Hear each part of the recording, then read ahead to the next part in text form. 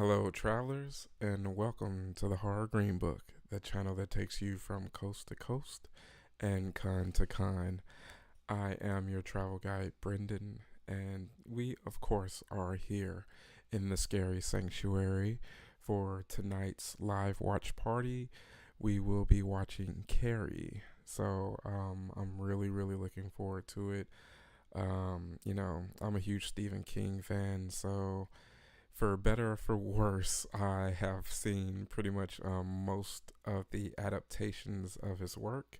And if you have too, if you're vaguely familiar with it, you will know that it is quite a roller coaster of quality. So I'm glad we're doing Carrie, which pretty much started off the Stephen King phenomenon. It was his first major novel and was a major hit. And it started our love affair with this crazy kooky guy out in Maine.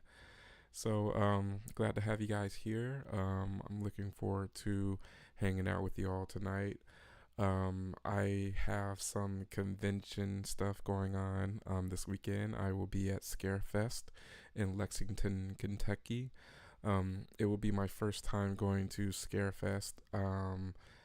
I haven't been to Lexington in close to 20 years, so I'm glad to finally go check it out and, go, enjoy all the good horror fun that Kentucky has to offer. Um, Also, should be going out to Louisville to check out the very cool store Caulfield's, which is a vintage costume shop. It's very similar to Foy's out in Ohio. So it has that really vintage Halloween feel. So I can't wait to go and check it out and probably vlog that store as well while I'm out there in the area. But hopefully you all have been enjoying yourselves. Did any of you go out to see Terrifier 3 over the weekend? I did, and wow, it was quite a watch. I'm not going to give any spoilers or anything, but needless to say, I got everything that I needed out of that film. It definitely pulled no punches in regards to gore, so it was a fun time checking out, the latest installment from the Terrifier cast and crew, Damien Leone and David Howard Thornton, Lauren Lavera, and everyone else. It was very cool to see the cameos such as Tom Savini and the likes of like Chris Jericho. People that were announced as appearing, as well as like Jason Patrick. And there are also a few other surprises in regards to cameos that I won't spoil. But if you're a horror fan, you'll look and say, "Oh, look at that one," or "Oh, look at that one." So it was pretty cool, and it makes for a great triple feature. But how closely connected it is to Terrifier 2 is very fun to see. So it's going to make a great double feature with Terrifier 2. But we're just hanging out here for a bit. As always, we'll probably start the movie in another 5 to 10 minutes. Let some people jump on. But, in the time being, we're just going to talk a little bit of horror and what's going on. Hopefully, everyone is excited for Halloween. We are getting close. We are a little bit more than 2 weeks away from Halloween. So, hopefully, everyone has solidified their plans as far as what they will be doing, if they're going to dress up, what they will be dressing up for, and what they'll be dressing up as, I should say, and what other things they will be getting into. Hopefully, some parties, hopefully, some costume contests, things of that nature.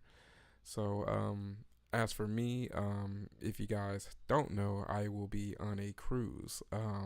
So I will be sailing through the Caribbean. Hopefully, the weather will cooperate.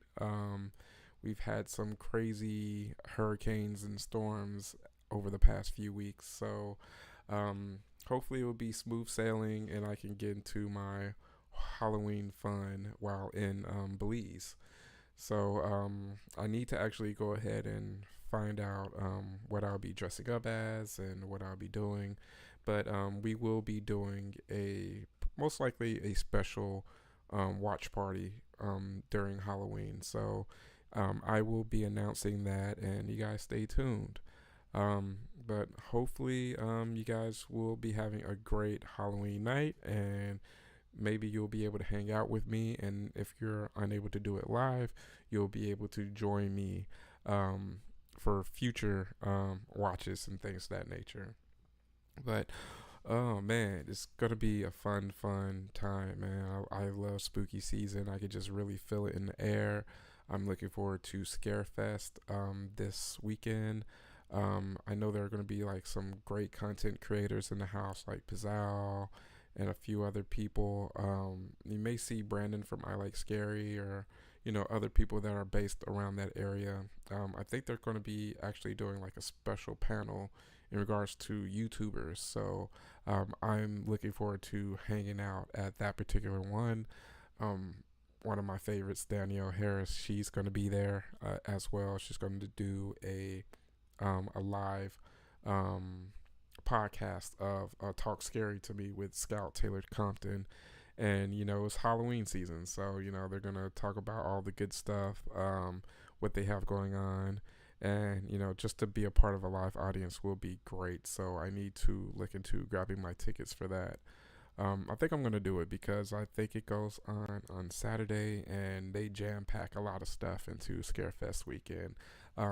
Those are my type of conventions where there's something going on, not only during the day, but for the people that are wanting to get into some spooky fun all night, they will be able to, go ahead and go to the after parties, go to karaoke, go to, podcast, live podcast recordings. They're having like a drinking thing with like Felissa Rose and a few other people. So I think it's like Drinks with Killers. That's going to be a fun thing as well. So I'm really looking forward to checking out my first ever Scarefest. So guys, make sure to be on the lookout for that vlog. I need to go ahead and put up my vlog for my Joe Bob's Jamboree video. I've been like so exhausted from that week, guys. So it took me a little while to recover, but I'm thinking that I'm gonna get that done sometime this week. Hey, how's it going there, Bella? You saw me at Texas Frightmare. Will I be going next year? Of course, I will definitely be there next year. Especially since Ty West was announced. I am a huge Ty West fan. I love, of course, the X, Vaccine, Pearl trilogy. Also, I'm a big fan of the House of the Devil. So I'm very, very excited to see Ty West and hopefully get an autograph next year at Texas Frightmare. So you will see me, unless absolute disaster happens. I will be there. Speaking of disasters happening, I wanted to go to Spooky Empire in the Orlando, Florida area, but of course, the hurricanes had a bit of a different plan for me. So it's okay. I'm pretty sure they're going to reschedule it, hopefully for sometime soon. I really wanted to meet Clive Barker, who is absolutely one of my white whales in regards to horror celebs that I would want to meet. So we're going to go ahead and hopefully keep our fingers crossed that Clive Barker will show up whenever they re-announce the dates for Spooky Empire for the next one. I'm very interested in regards to how they're going to do that, because I know they do 3 Spooky Empires a year. They do the 2 in Florida, and then they have one in South Carolina. So hopefully it doesn't mess up too much in regards to how they're setting up things. But yeah, guys, we'll go ahead and start Carrie in 5 minutes. It just turned 8:10, so in 5 minutes we'll go ahead and start rolling to the Brian DePalma Stephen King classic starring Sissy Spacek, and you have other people that we know and love, such as PJ Souls and a very, very young John Travolta in this movie. Carrie is just one of those films that's just like a horror mainstay. Like you always see like Carrie cosplayers, and you instantly know what they're cosplaying as. I really, really enjoy that film. It's one of those films that just leaves a mark on you. You know, I think the first time I saw Carrie, I was maybe 12 or 13 years old. It came on television. It was after an NBA All Star weekend. I think it was NBA All Star Saturday night, and they decided to show Carrie right after the slam dunk contest, 3-point contest, and the rookie game. And I had always heard of Carrie and how scary it was, and man, the creep factor was so high with that film. So it's one of those films that has stuck with me ever since seeing it. It's so influential in regards to the genre. It's influenced other films such as like Friday the 13th and various other ones. And then constantly gets remade. um, I remember the made for TV Carrie that came out, and then there was also the remake that came out maybe what was that, like 7, 8 years ago. That was a pretty cool one as well. And it's just one of those things, man. Stephen King's writing, especially when it's a great book like Carrie or Pet Cemetery or The Shining, you know, it's just one of those things that really sticks with people.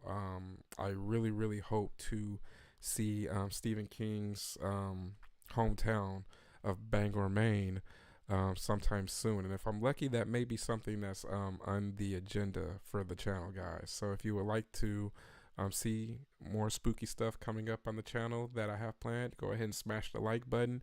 It's going to help the algorithm get the channel out to other spooky fans that would enjoy this content. So again, guys, thank you so much for hanging out with me. We have a little bit more than 2 minutes before we start the film. We're going to have a great time talking about horror, guys. So again, do not be afraid to comment in regards to anything. This is our time to banter back and forth and just talk about, anything that's on your mind or anything in regards to the movie. I really enjoy, meeting you all at conventions, and you just, anywhere that I may be that's spooky related. So like if you ever see me at Salem or a convention, just say hello.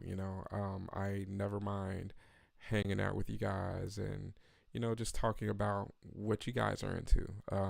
As far as like what is the latest horror that you've watched or what are your favorite movies.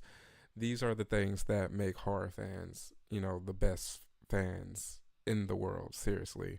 But again, guys, we are going to start here shortly. Let me make sure I'm queued up. All right. But yeah, guys, I am looking forward to Scarefest so much. And then after that, I will be going on vacation. It's going to be a lot of fun, guys. But let's see. Let me go ahead, get geared up. Let me get my doc here for the chat.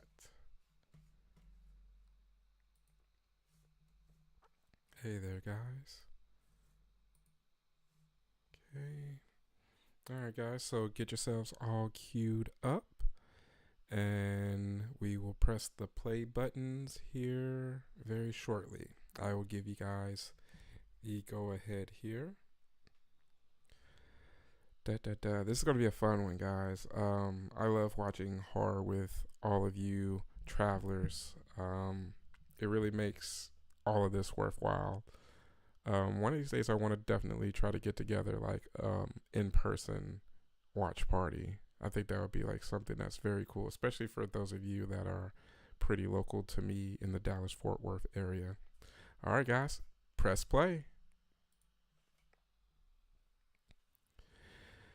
A good old MGM line.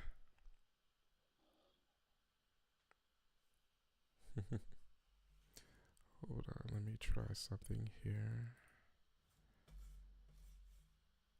so I can get the chat. All right, perfect.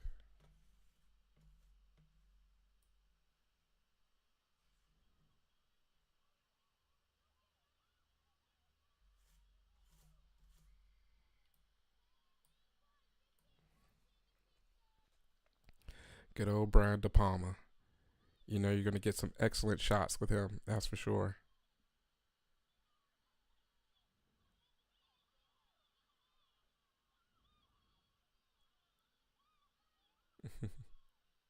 Look at PJ. Oh, Carrie. Carrie, you are terrible at volleyball.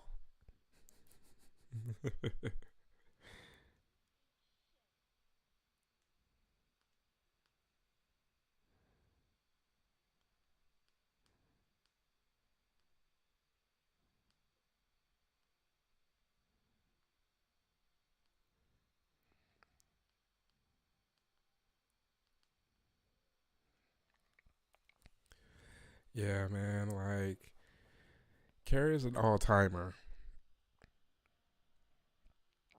I mean, great cinematography. I mean, great shower scene. And an awesome portrayal by Piper Laurie. Rest in peace to her. She died recently. Well, not too long ago, I would say. I need a Joe Bob boob count with this. Like, seriously.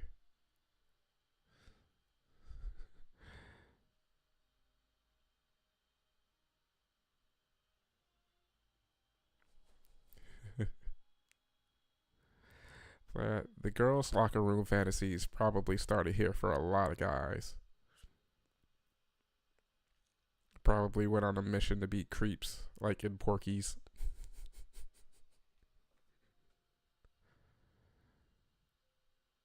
I mean, but it's shot so awesomely, though.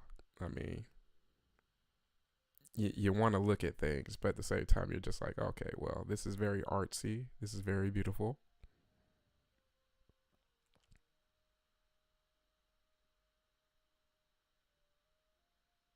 Doo-doo.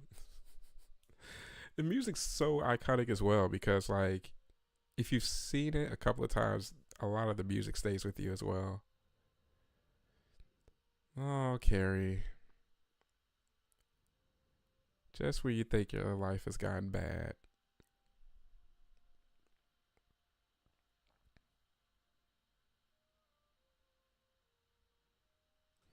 Oscar winner Sissy Spacek. Like, that's my thing. Like, Oscar winners and horror go together. Like, if you really think about it, like, the long list of Oscar winners that have done horror movies is a lot more vast than a lot of people would think. I mean, countless names like Tom Hanks, Sissy Spacek. You have people like Matthew McConaughey. I mean, so you have Jodie Foster, and this is not even counting Jodie for Silence of the Lambs. Like, she had done horror as a young girl. Oh, Carrie. Oh, like, you can't help but to feel bad for her because she didn't know what was going on. Like, her mom never told her to watch out for this.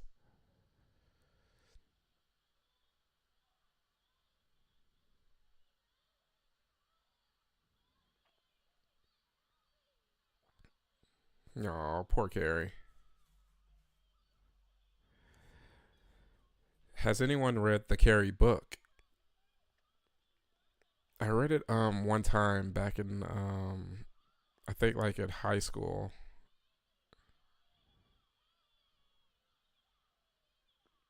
But the description of Carrie in the book and Carrie in the film are definitely different.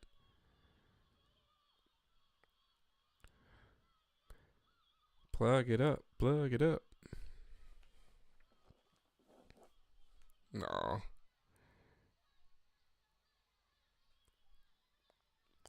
Yeah, I'm just checking some YouTube stuff from my phone while on here as well, letting people know to join in.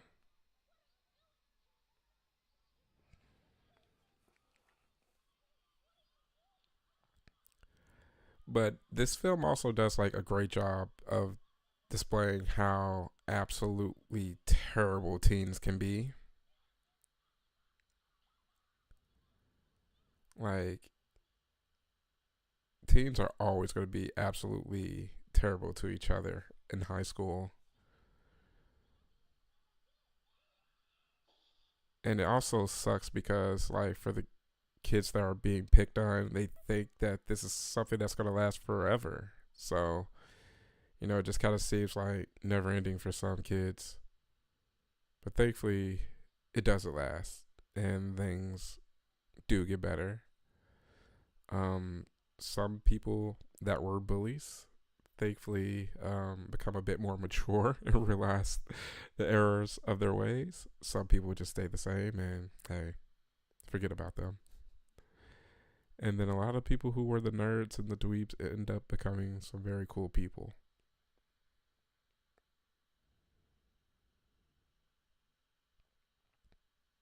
Another good thing about Carrie is like the wardrobe is very of the time. Like that's one of those things about like Carrie and Halloween and like movies like Phantasm. They are very, very true to like the dress of the time because I mean they were made during that time, but it just seems so like realistic as opposed to like movies of today that are set during those times. It's kind of hard to get the dress down right without being stereotypical. It's kind of like with like 80s and 90s stuff.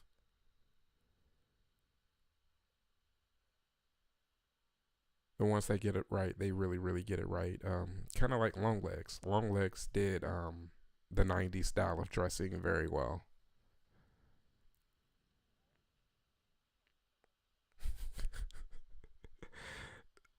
Ma'am, is that blood on your shorts?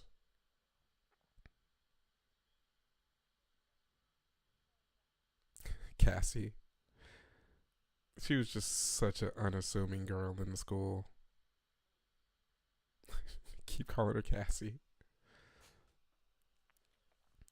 But the cool thing is, like, people in the horror community, the people that are like Carrie, those are the people that we bring in. Hey, what's up, Bumper? How's it going, man?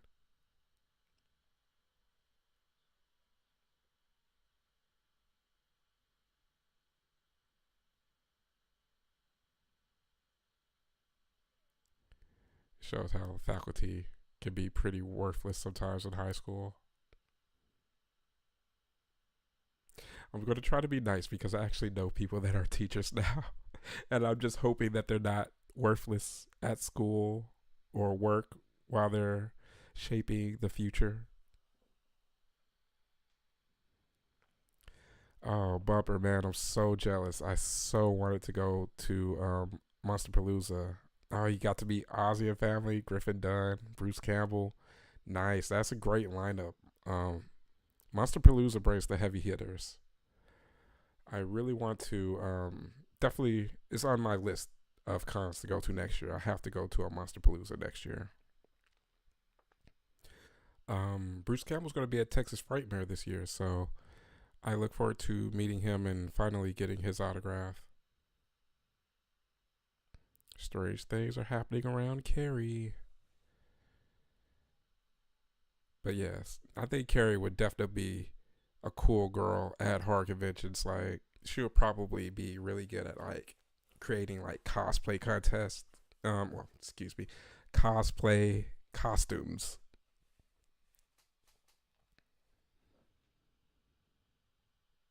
And here comes her mother. Yeah, Bumper. I'll be at Scarefest next. Also, there are some local things in regards to like, well, not necessarily local to Dallas, but it would require me going to Austin.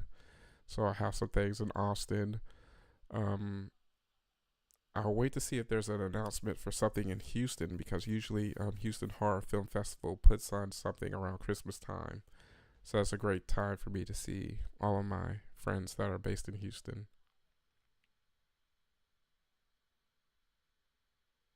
Oh, okay. Who will be Neil's Vampire Weekend? We'll have there in March. Okay. Yeah, I'm very stoked to finally go to one.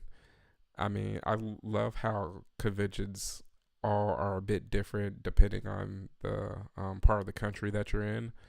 Um, I've officially, done conventions in the West, the South, the Northeast, and the Midwest. But I really want to do more conventions in California or just out west. Yes, I will be at Vegas Days of the Dead. I will be there for pretty much a few days because that's going on the same week as the Las Vegas Halloween and Party Expo. So I'll be there. I'm looking forward to it. I have some good friends in Vegas now that I'm looking forward to seeing, and it's always a great time because I know the moderator for Days of the Dead, Summer, and she's pretty awesome. So I will be there.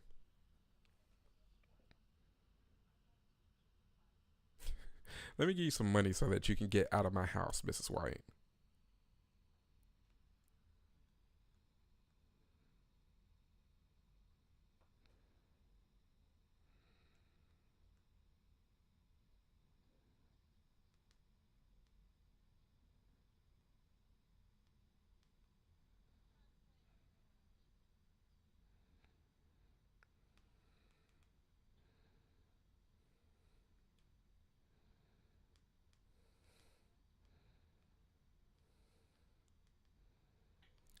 Sorry, guys.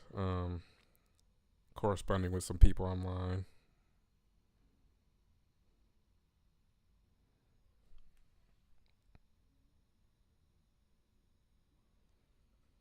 Wait, hold on. What is? Okay. Hey, thanks a lot, Bumper. Yeah, man. These are where a lot of my signatures go to. I just like having them displayed. Of course, I'm a huge Nightmare on Elm Street fan. You can't see part two and part one; they're just right off camera. And then, like straight ahead of me, I have my Evil Dead, my Halloween, and Halloween 4 posters.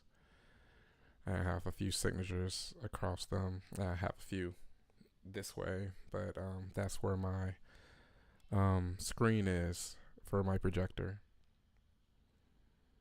Yeah, I have a small, humble horror collection, nowhere near as vast as some people that I know or some of my the people that I follow or the people that follow me.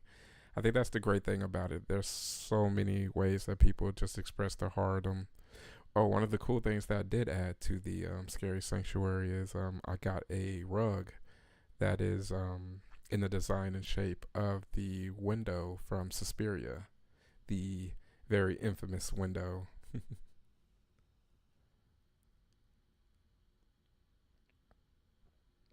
Carrie's mom was so creepy. Like Piper Laurie did a fantastic job of just her role in this. Like I think she could have won an Oscar for her role.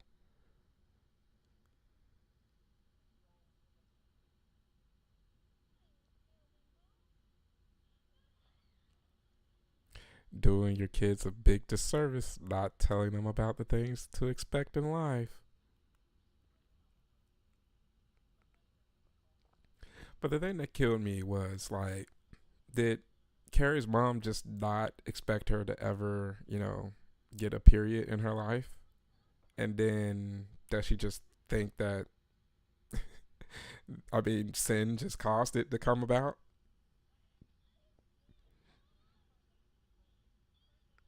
It's like, no, I'm just a teenager.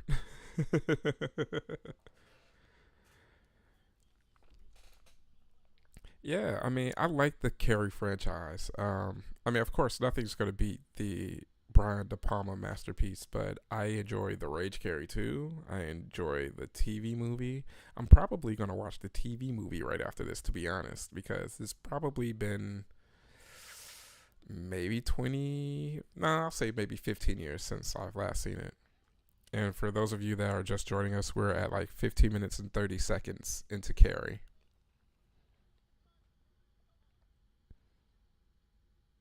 Sissy Spacek was so cute in this. Like, She just had like always such a unique look, but very pretty. It's very cool to see her in like when she was in Castle Rock. So to see her come back to Stephen King material is very cool. Yeah, I mean, I really enjoyed the Rage Carrie too. I mean, it was very of its time. I mean, I remember seeing it in theaters as a kid. I was like a teen. How come there's no posters of the horror Green Book, Ricardo? I'm gonna put some out, guys. I'm gonna probably make some and give some out at a future time, maybe. I want to think of like some cool merch to give out to the travelers. Like I have stickers and things of that nature, but I really do need to give out like some more cool things for people that I'll meet at conventions.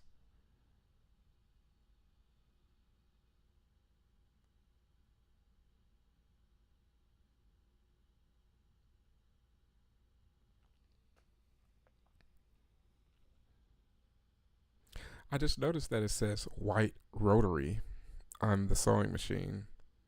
I wonder if that was supposed to be like some sort of Easter egg or something. Like maybe she comes from like a family of seamstresses. Maybe she's a disgraced daughter. I have to find a religion.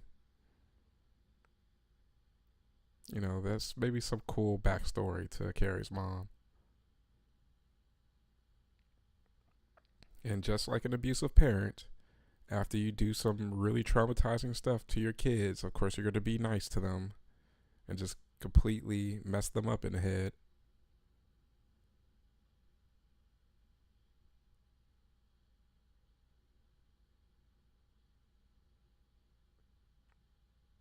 Yeah, Carrie getting locked into the cellar was always like super creepy.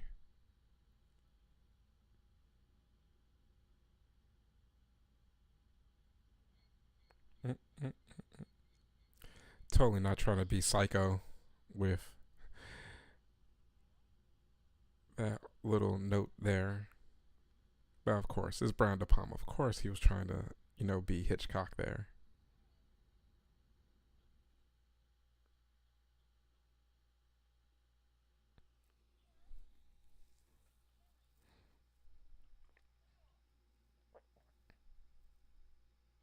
It's open, mama. So basically, Carrie's an X Men. Like her powers basically came about when she became a teenager.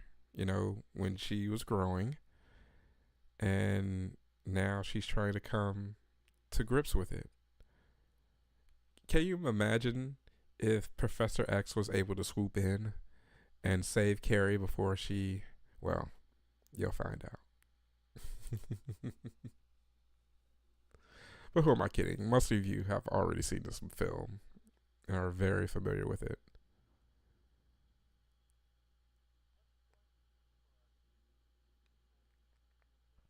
But again, I remember catching this like after like All Star Weekend, All Star Saturday night, like on TNT one night randomly, and me being such a huge no, actually it wasn't All Star Saturday, it was All Star Sunday because I remember um I had to go to school the next morning, so I ended up recording this so that I could catch the ending. But yes, Sissy Spacek is from East Texas. She can't hide that accent at all. But I wouldn't want her to add it. I mean, to lose it. It's just something that adds to her. She's very down home.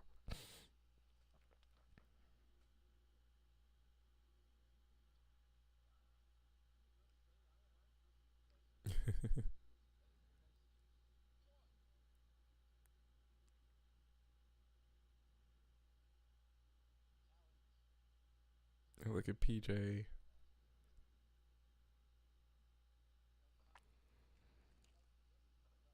Yeah, I would so love to meet Sissy Spacek one day. Like, she seems like an absolute sweetheart.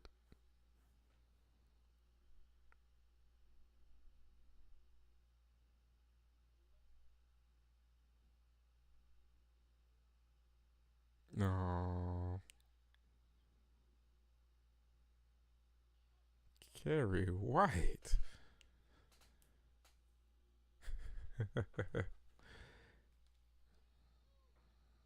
Even the teachers being such a douche.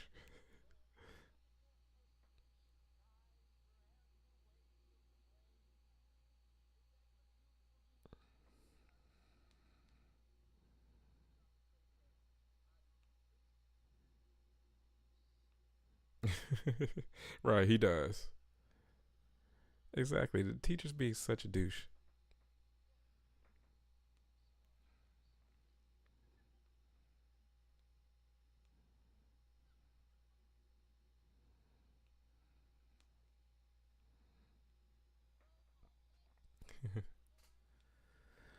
But the cast of this film is just like so awesome. One of the cool things, I met PJ Souls at a convention. Well, I've seen her at a few different conventions in my time of doing this, and I asked her what was the similarities and the differences between being directed by John Carpenter and Brian DePalma. And she said that John was pretty hands on. You know, he's like, hey, you know, this is what we're, you know, looking for you. This is what's going to, the scene's going to be, you know, blah, blah, blah, you know, and pretty much work with the actors to kind of cultivate what they're going to do on screen. But what she said the difference was with Brian De Palma was the fact that he was pretty hands off. He pretty much trusted the actors to do, you know, what was on the script, and he was more so focused on getting his shots and things of that nature. So that makes total sense because you know Brian De Palma is totally a shot master. So the fact that you know it's cool to know that you know actors will have those cool experiences, you know, especially with like PJ Souls. She's involved in two horror films that really transcend the genre, you know, because you got to think about it. People who aren't horror fans love Carrie and Halloween. So that's a pretty great, you know, a great feather to put in your cap, you know, at the end of the day.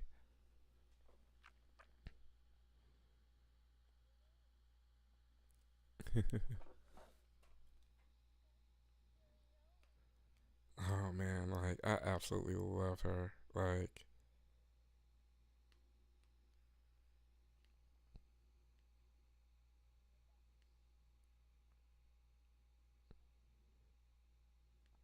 yeah, Nancy Allen. Yeah, has such a big crush on her. Like RoboCop, Dress to Kill, Blowout, Poltergeist 3. Yeah, man. Nancy Allen has definitely been one of those women for sure.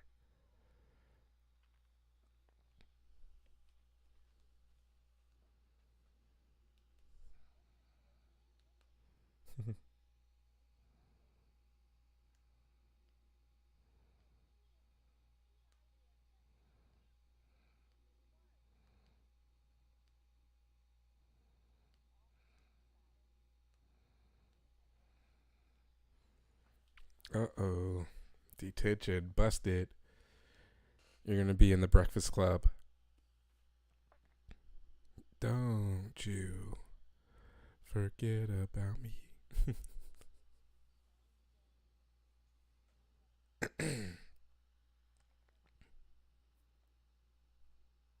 Oh, but you're going to come, all right.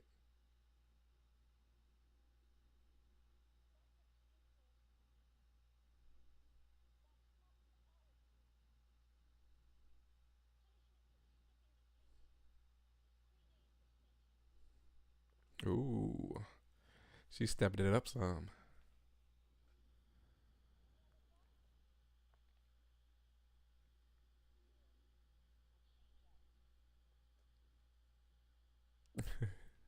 They really did a great job of like choosing good looking actresses.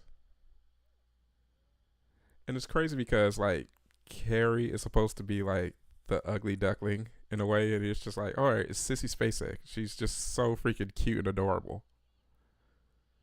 But then again, you know, most of the nerd girls that were picked on in school, they're actually really cute. just may have been a little awkward.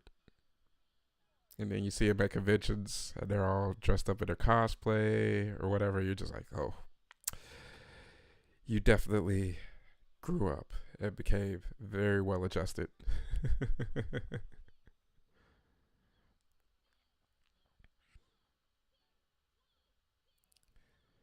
You gotta love these fun scenes though as well. It kind of like breaks the tension.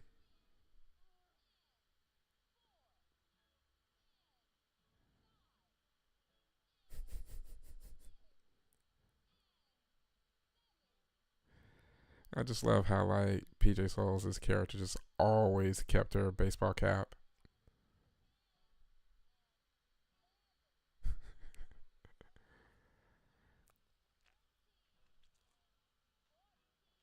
Those are like the worst push-ups I've ever seen.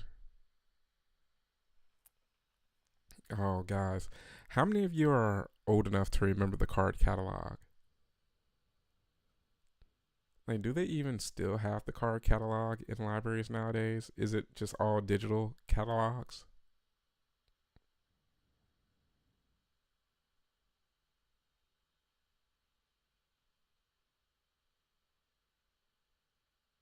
Hidden powers of the mind.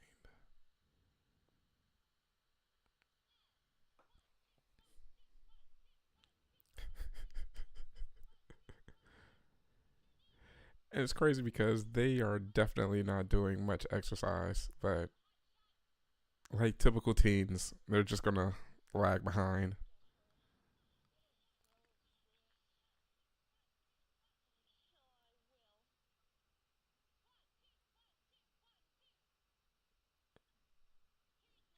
Straight mean girls.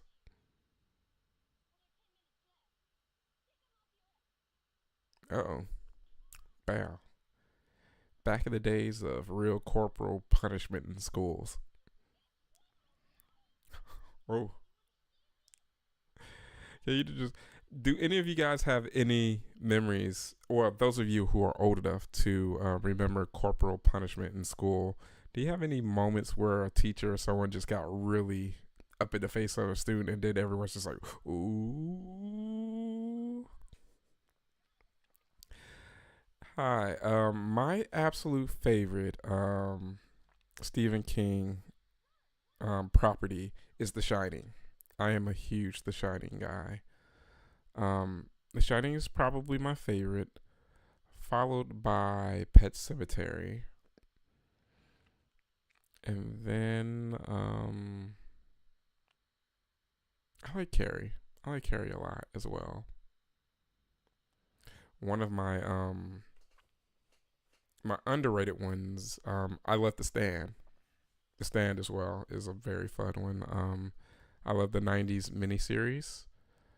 I also like the what was it 2021 miniseries that came out. That was actually a really good one as well. I have not read the novel. I am still intimidated reading that novel. Well, I mean, mainly the fact that it's just so long and goodness, where would I find the time to actually complete that? Maybe one of these days.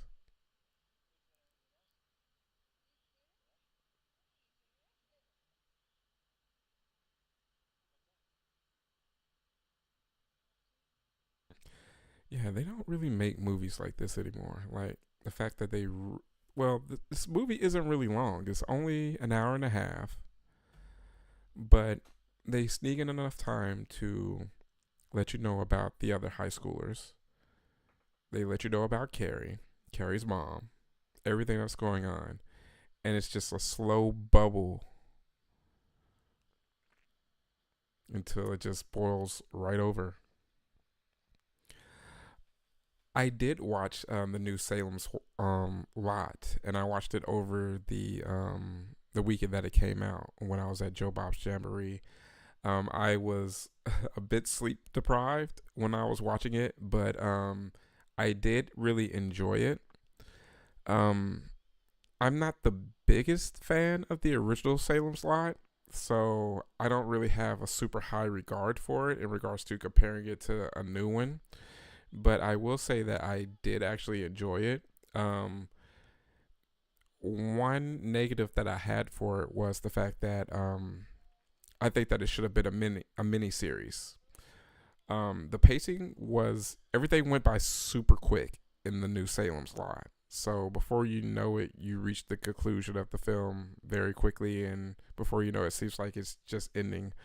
But I think it could have basically used it being a miniseries and possibly maybe a 4-part miniseries that was stretched out and could give more character development and things of that nature. Really, your brother's name is Gage?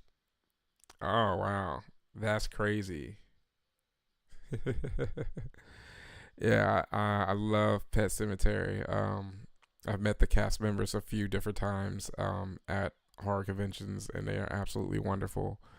I see Miko Hughes very often at stuff. It's very cool because I mean he was like 2 years old, and he doesn't really have many memories of it, but he has like fleeting memories. He says so. It's very cool to get his perspective on it, and also the people who were adults, during the filming of it. John Travolta with a head full of hair before he was a well-known name. Like, just to think, like this is before Saturday Night Fever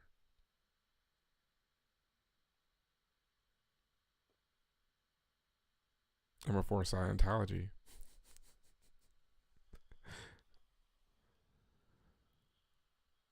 and before his toupees.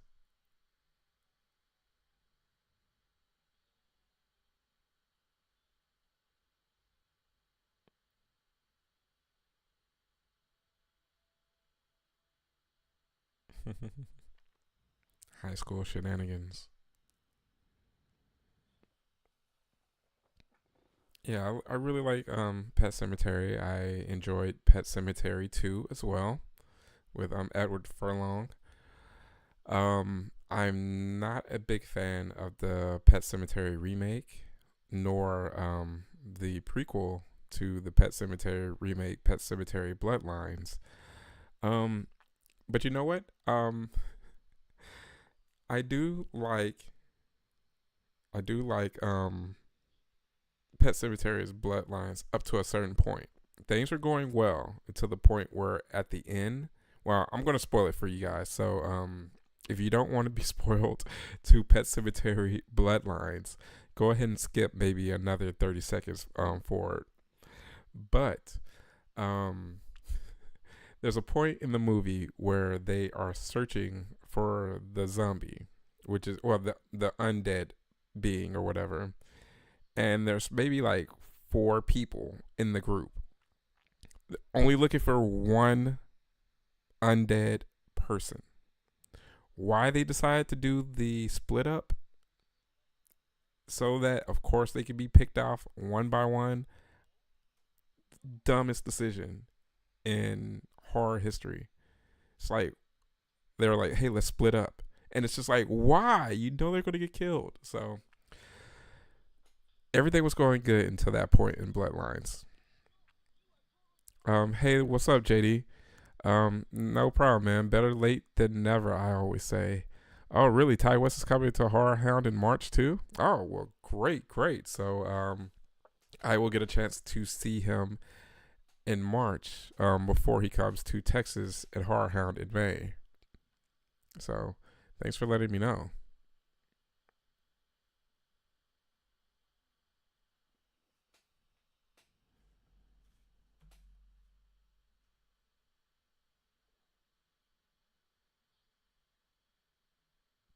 Oh, I love House of a Thousand Corpses.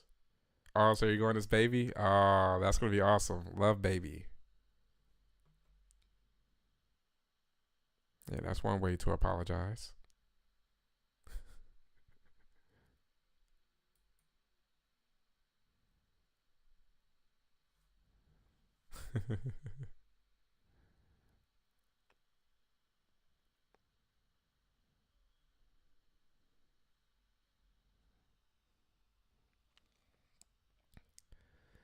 Yeah.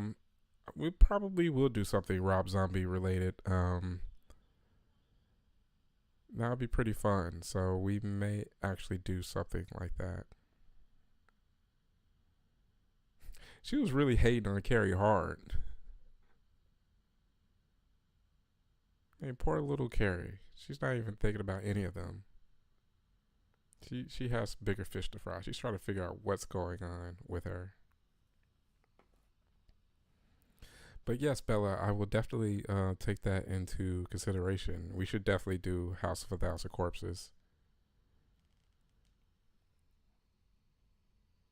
Like I love Rob Zombie stuff, so we should do it.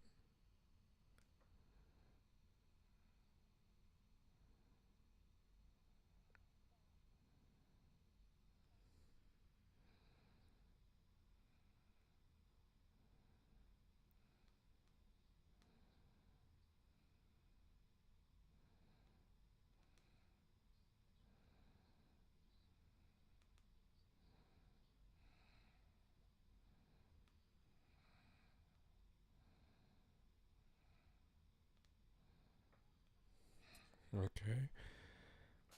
It's like she sniffed out something was going on. That's for sure.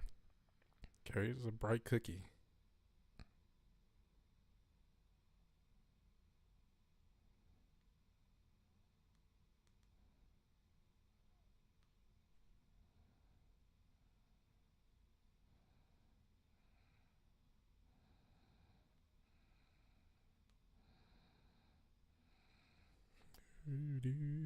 There goes that tune again.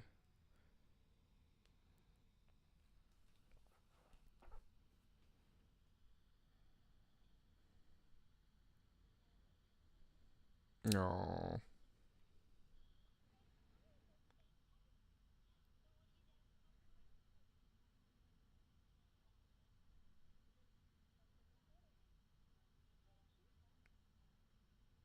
it just goes to show that people did try to be nice to Carrie.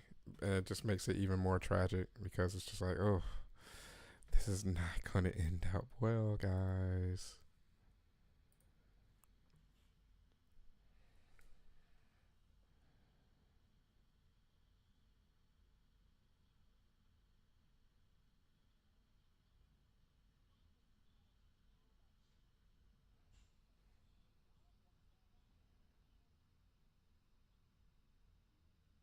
It's like, hey, Carrie, things aren't too bad.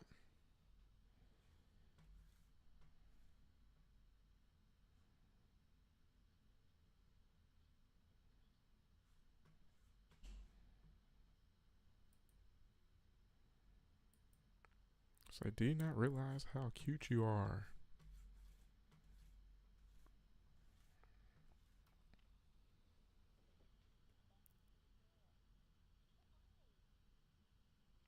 You could win an Oscar someday.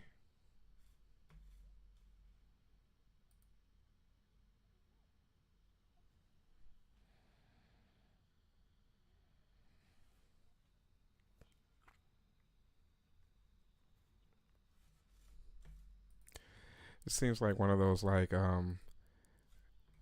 like Jenny Jones or one of those shows back in the day where they did the whole, oh guys, I used to be a dork and now I'm super cool now.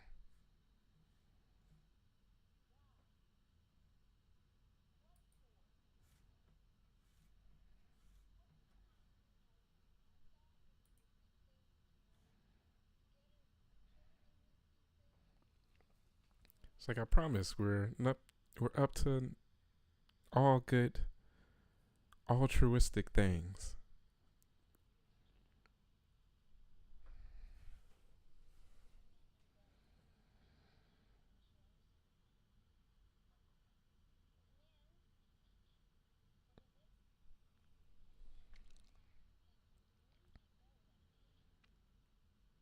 Wow, so they couldn't go to their prom without a date. I forgot about that.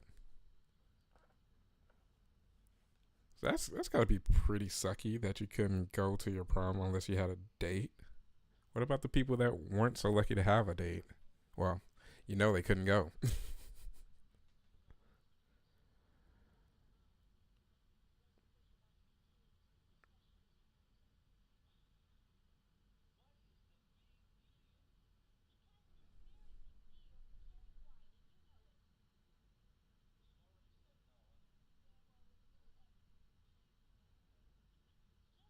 Oh.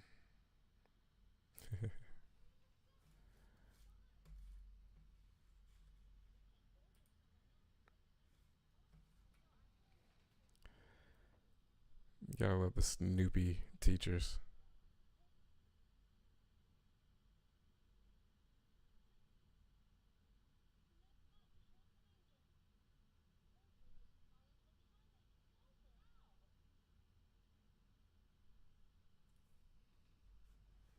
We're not trying to hurt her. We're trying to help her. Oh, looks like I got an ad, guys. Finally. Bear with me.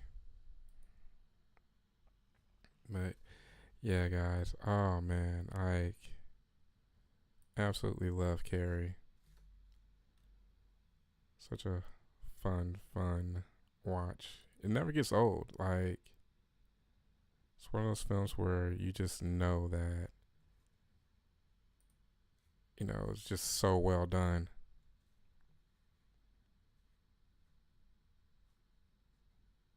Yeah. So what did some of you guys? Where did you first see Carrie?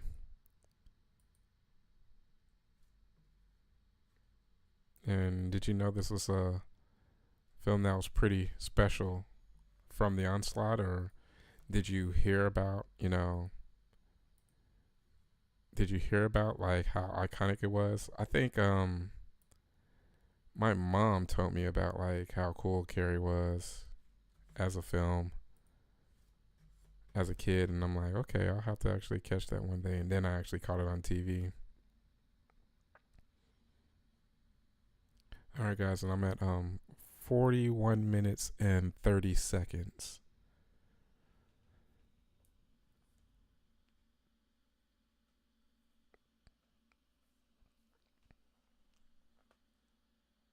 It's a pretty cool car though. You ever just like check out characters' cars in movies where you're just like, oh, that's pretty cool. Like, especially if they're really unique. Also, you watched it with your mom for the first time, so she's a huge Stephen King fan. Hey, I am as well. Um, if all goes well, I may be going to Bangor, Maine, to some Stephen King sites sometime soon. So, guys, wish me luck in regards to that. I would absolutely love to, um, finally take that in and see his, Stephen King's house with the gate and everything, and see the it sewer and a lot of cool infamous spots, like filming locations from like Pet Cemetery. Yeah, so I want to do all of that.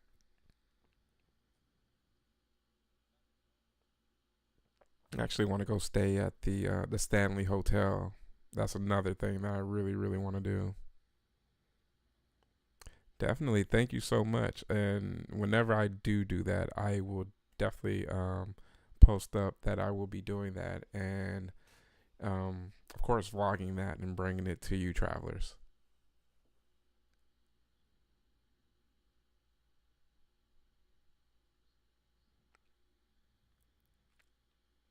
Yeah, you watched it in junior high on HBO Showtime. Yeah, same here.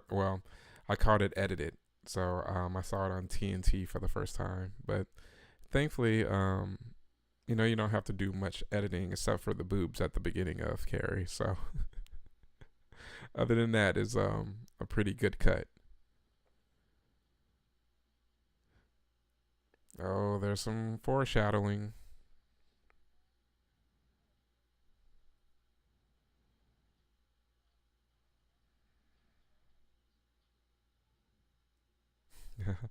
Yeah, good joke, guys. It's gonna be a good joke. Going to the pig farm. Like, how are they able to sneak in there?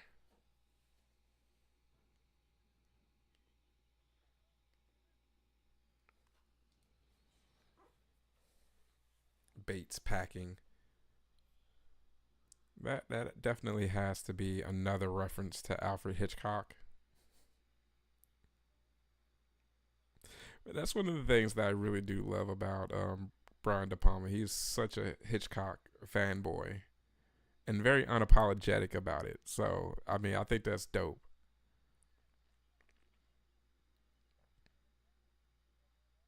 Get her done.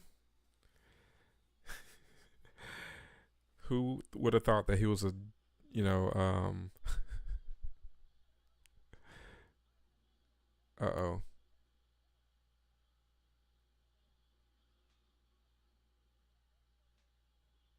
Ooh. Oh. Woo pig suey.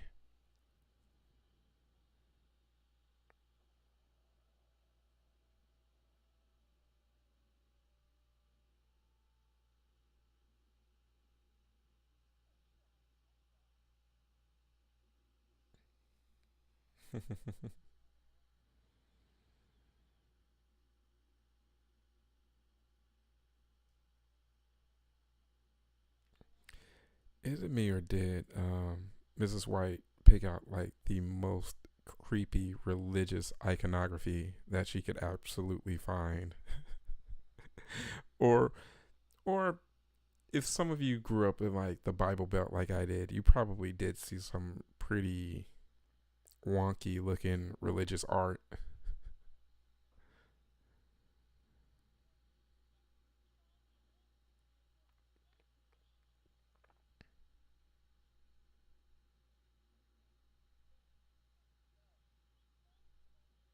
Carrie's mom's just so just despicable.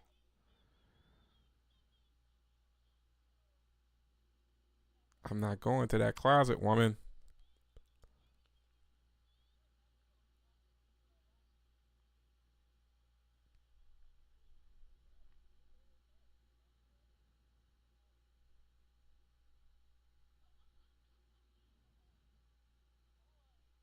Piper is really putting on an acting clinic right now.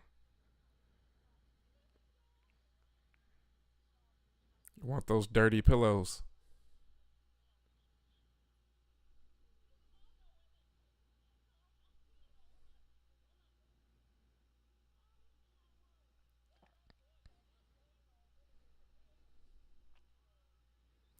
What and you know this scene actually reminds me of one of the things that I did like about Pearl was the relationship between Pearl and her mom. It was very Carrie-ish. There was a lot of that, and it was obviously inspired by a little bit of Carrie. And there's nothing you can do about it. Carrie said, "Look, I'm growing up. I'm ready to go outside."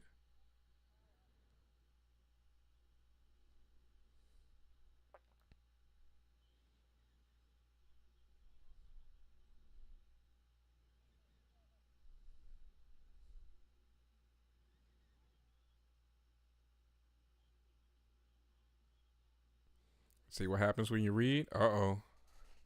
You reading things besides the Bible? Girl, what you doing? Uh oh.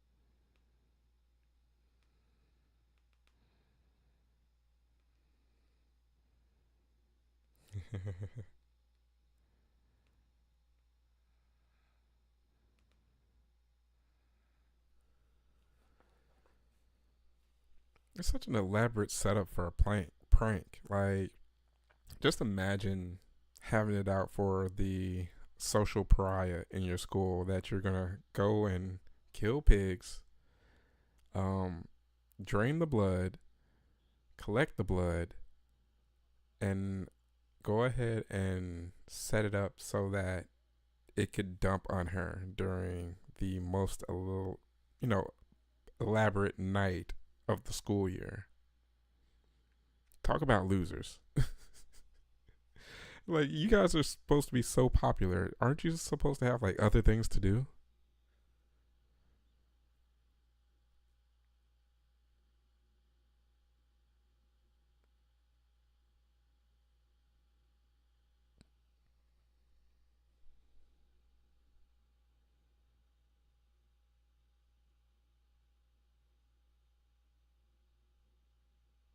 All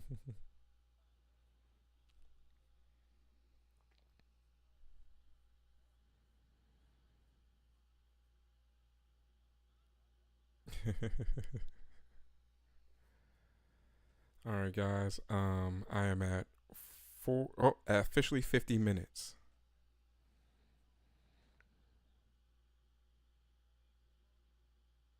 And that's when you know something's up.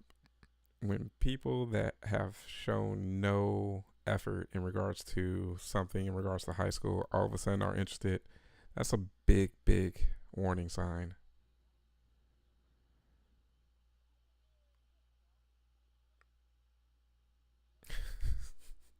The baseball cap being on top of the blow dryer. I remember going to my mom's hair appointments sometimes, like after school. That would be like some of the most boring times ever. And it seemed like the time that she would have to be underneath the blow dryer would be, oh my God, there would be like no end in sight. Kids today don't know how good they have it. The fact that they can have a phone or an iPad to keep them occupied. I had to watch whatever was on the television during that time. But thankfully, it was probably like some daytime trash TV. So it wasn't all too bad. Yeah, Bates High School.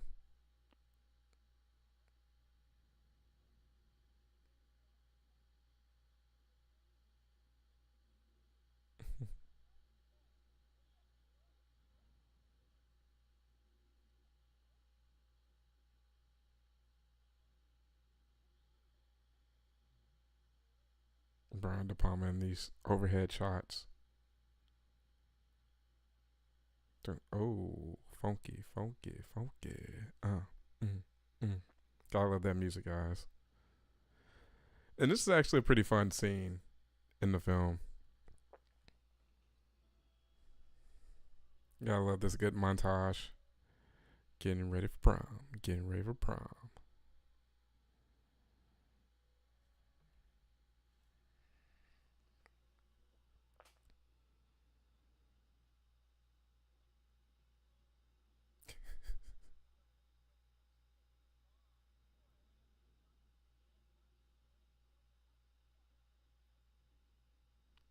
10 bucks to rent a tuxedo. That's a pretty good deal. Would you go out with me?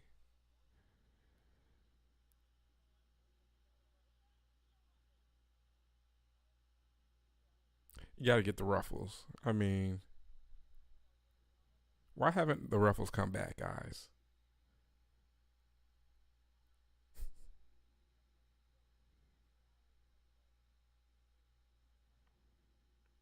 Can you imagine the people that were married in the 70s and the ruffles were such a big hit, and now it's just like, oh, what was I thinking? So sometimes you got to go with the absolute timeless look with like, peak lapels, things of that nature. Something that never goes out of style, like straight up James Bond look. Thankfully, I didn't do anything very trendy for my prom.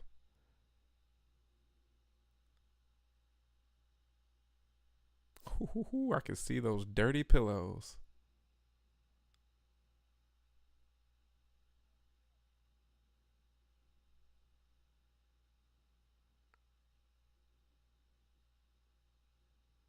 I mean, Carrie, she basically lucked up. She got the player of the year. All right, he's here.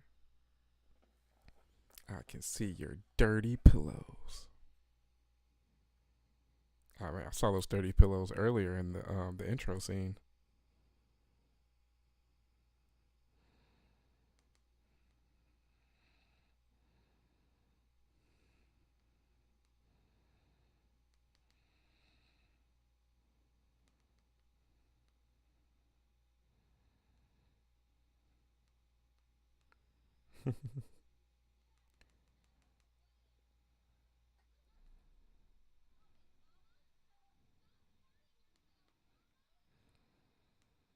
Mom issues.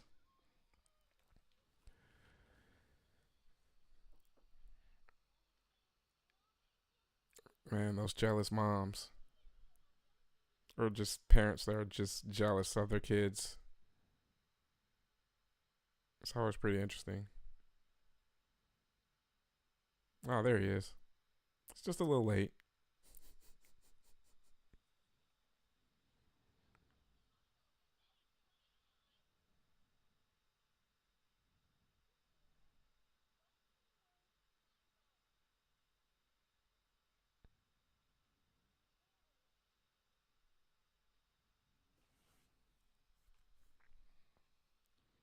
Things could have came out really well for Carrie. You can kind of see like if things didn't turn out how they would turn out, that she probably would have had a very, very nice upswing in life. This really could have changed everything for her. And it did change everything for everyone. This makes me actually want to read the book again. Because the ending of Carrie in the book is actually very freaking cool.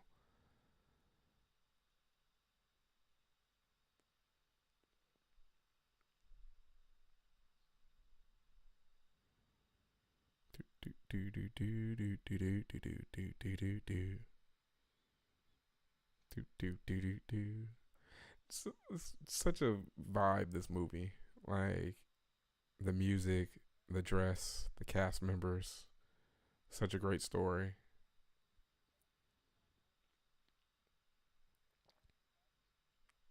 But for everyone that's watching, what is your favorite Stephen King property? Whether it's a movie, whether it's a novel, what is your favorite Stephen King related piece of literature or art? I said for me, I'm a Shining guy. I absolutely love The Shining. It changed my life ever since the first time that I saw it as a kid. It came on network television one day. It was the big wheel scene with Danny running down the halls. It was one of those things where um, I'm watching it and I'm like, wow, that's pretty cool. This kid's like riding a big wheel down this huge hotel. I want to be able to do that. And as soon as I said that, that's when he runs across the Grady twins. And I was just like, wow, what is going on here? And needless to say, I stuck around and watched the rest of the movie. And I didn't even know I was watching The Shining. I was just watching like some cool horror movie as a kid. And I didn't know that it was The Shining until maybe like years later when I saw the cover for the VHS with Jack Nicholson and the axe scene where he's like poking his head through. And that's why I was like, oh, that's that movie. So that was my experience with The Shining. And I've been enthralled with it ever since. I'm also a big fan of Doctor Sleep. It's a great movie. Misery.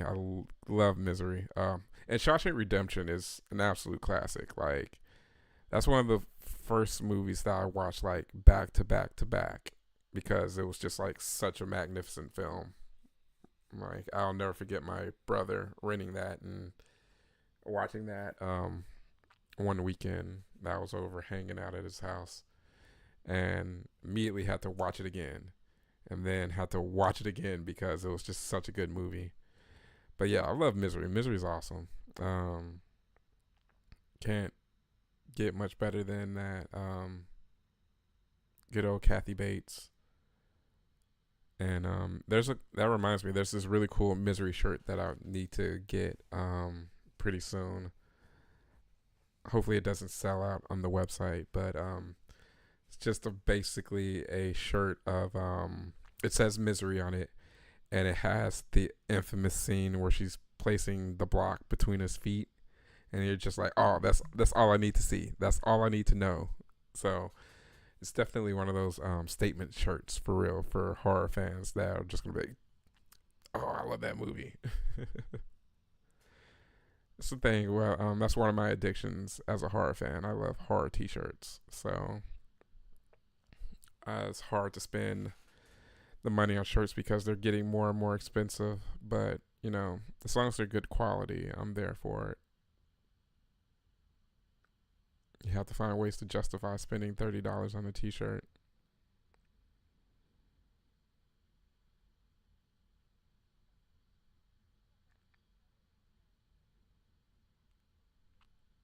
Ooh, 3-inch spiked heels. Ooh, that is very, very spicy.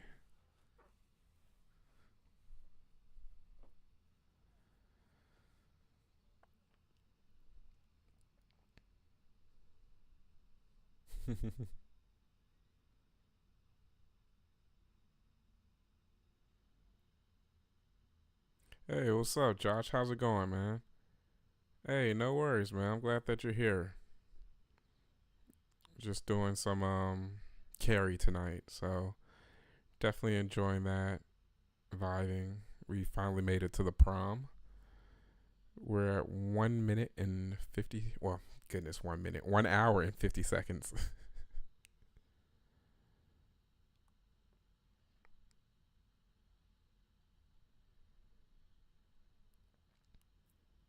I think Carrie is definitely one of those a really good example of a good slow burn horror because like it gets to this point where you're watching and you're like, I thought I was watching a horror film, and then they give you the horror. Hey, doing pretty good, Papa Goss. Doing pretty good, man. Can't complain. Looking forward to Scarefest weekend this weekend. That's going to be a lot of fun. See some of the people from the Phantasm franchise. I'm a big, huge fan of Phantasm. Hey, JD. Oh, man. Thanks so much for the super chat. Get you a cool shirt this weekend in Lexington. Hope to see you there. Gotta get to bed and be to work at 5 a.m. Have a great rest of the stream. Thanks so much, buddy, man. I really appreciate that, man. Much love, man. You guys are absolutely awesome. Again, thanks for the super chat. I think that's actually my first super chat I've ever received. So thanks a lot. Yes, and again, I really hope to see you at Scarefest. So that's going to be a lot of fun.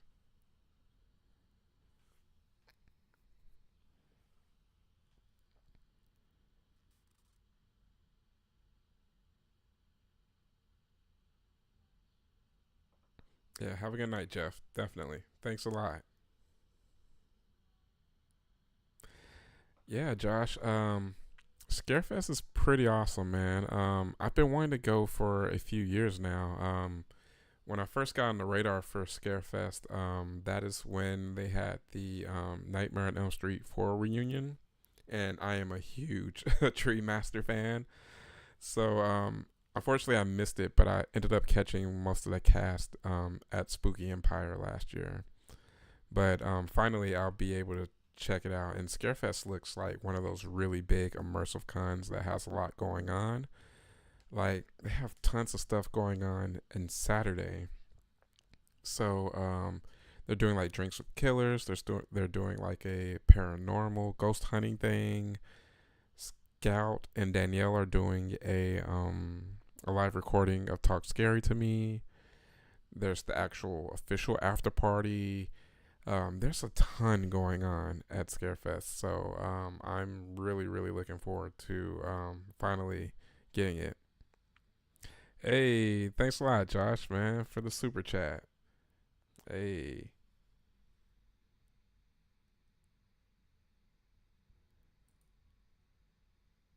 much love, Josh. I appreciate that, man.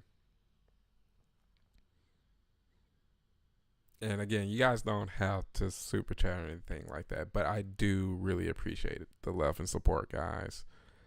I'm a small, humble YouTuber, so the fact that you guys are hanging out with me and enjoying the content, enjoying hanging out with me, that really means a ton to me, guys. Like I cannot thank you guys enough. I do this for you guys, though. I like being able to relate and chat with other horror fans.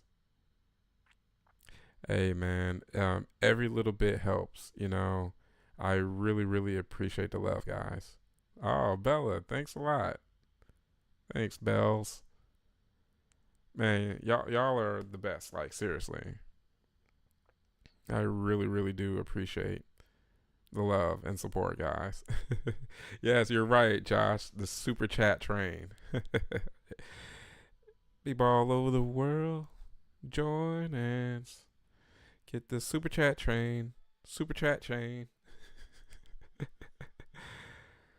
Oh well, I'm glad that you guys are having fun. I want to really you know add a extra layer of fun for you all, where we can talk horror. I always say we have our friends that probably don't understand our love and enthusiasm for the genre. So to be all super nerdy and very geeky with people that won't look at you strange for really loving the genre, is it means the world to me. So thanks so much, guys, for sticking out with me, like for real. Hey, how's it going, Mike? Let's see. Went to watch the OG Nightmare on Elm Street for his 40th anniversary, and a dude was wearing a Phantasm shirt. Oh, nice, nice. Hey, I'm a huge fan of Phantasm. Like, my dream car is a Hemi Cuda, from that era Hemi Cuda. But man, those things are super expensive, so I would have to hit like the Powerball in order to get one. Oh man. But yeah, I really want to see Nightmare in theaters, for sure. It is turning 40, and I was born in the same month as A Nightmare on Elm Street. I was born in November of '84. The film came out a week or two before I was born, so I have that symbiotic connection to Freddy. I came up during Freddy Mania, so some of my earliest memories are watching Robert Englund on MTV or doing TV interviews as Freddy. So it's a pretty great thing to reflect on for 40 years. Thanks a lot, Josh. I try to, be a good example for future horror content creators and things of that nature. I try to really vibe off positivity in the genre. Really, I didn't know J.J. Abram was a huge Phantasm fan. That's actually pretty awesome. That makes me like J.J. even more. Of course, I'm a big fan of like all the stuff that he's been involved in, especially Lost back in the day. But yeah, Phantasm is awesome. Such good spooky vibes, and then that theme song. And who doesn't? I mean, who doesn't love Reggie? Like Reggie is that mainstay in that series, and his quest to get laid.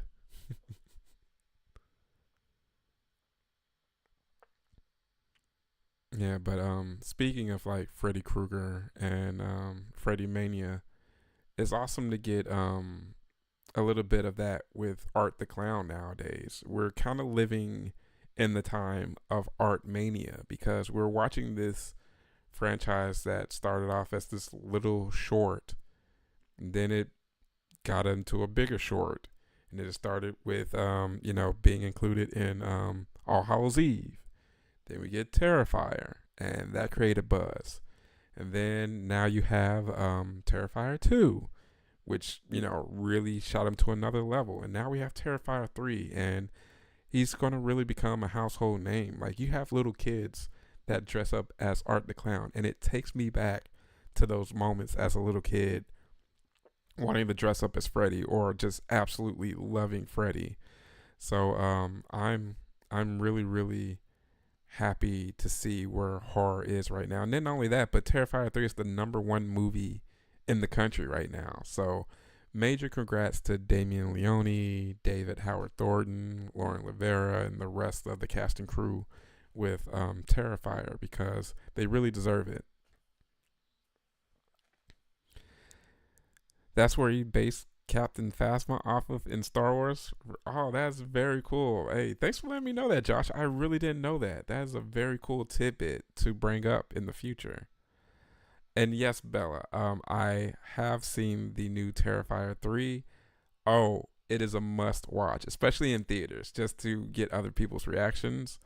Um, I've seen it twice. One, I was in a more empty theater, and one, I was in a more full theater that had plenty of enthusiastic gore hounds in the house. So it made for a very fun time. I highly recommend seeing Terrifier 3 if you can. Yeah, you're right, Josh. A lot of people are really buying up the merch really quick. Art is a hot item right now, seriously. But I'm really happy to see it because it just only means nothing but good things for the horror genre, and not only that, but for independent filmmakers like Damien Leone is just a horror guy like us. He's a horror fan, and he wanted to just do something productive with his skills, and that's something that I really support. So I'm looking forward to Terrifier 4. There will definitely be a Terrifier 4. That is not a secret or a spoiler. Hey Mike, I have seen the events for TCM and this 50th anniversary. I wanted to go to the screening in Hollywood. I found out about that through Josh, I believe. I think he told me about it, and there have been some other screenings around. That would be an awesome thing to take in, seeing that legendary film in theaters. Yeah, yeah, Josh, definitely is the type of film that you want to watch with the crowd because when you get to, well, what we consider that scene whenever we get to a Terrifier film, that's one of the moments that you just want to hear everyone's reactions for this installment. Yeah, so definitely watch it with the crowd. Yeah, Mike, I'm very envious of you with checking out A Nightmare on Elm Street and TCM in theaters. I need to double check to see what showings will be going on within the next week before I go off on vacation. Maybe maybe I'll even catch something during Scarefest weekend on Sunday because when the event ends on Sunday. Um, One cool experience that I did get to see was I did get to see The Thing and Prince of Darkness at Joe Bob's Jamboree at the drive-in. Also, they did Universal Night, so they showed Dracula, Frankenstein, The Bride of Frankenstein, The Wolfman. They did The Creature from the Black Lagoon, and they did the one of the Abbott and Costello meets films. So that was a lot of fun to be able to see all of those classics on a big screen, you know, especially the Universal ones, because I never really expected to get the opportunity to see them in that way. And it really just puts you almost in a time machine to, know, horror history. And then not only that, but to appreciate where we have become as a genre, you know. You see those iconic scenes in Frankenstein, and the controversy in regards to the scene with the little girl and how they had to take that scene out for years, and then some people went their entire life almost without seeing the entire uncut version of Frankenstein. So it really adds that cool, historical note and shock value, knowing that hey, some people are really, really, really turned off and pretty disgusted. So pretty much that scene with the little girl in Frankenstein was the equivalent of an Art the Clown that scene in Terrifier for today. So that's pretty fun to take in.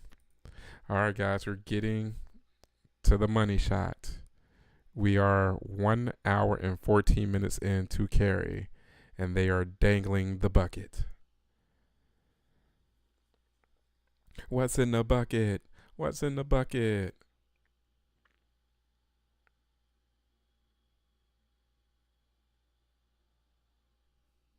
Man, I remember my first time seeing this movie. This scene blew my mind.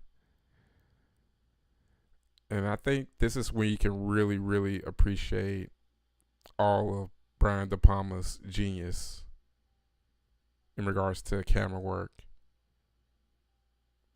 because you really feel the tension.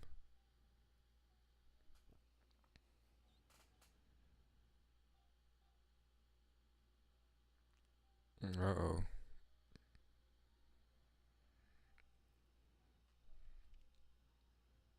It's like, hey, what are you doing here? You're not supposed to be here. It's like, stop being a teacher right now. I'm trying to help avoid disaster right now.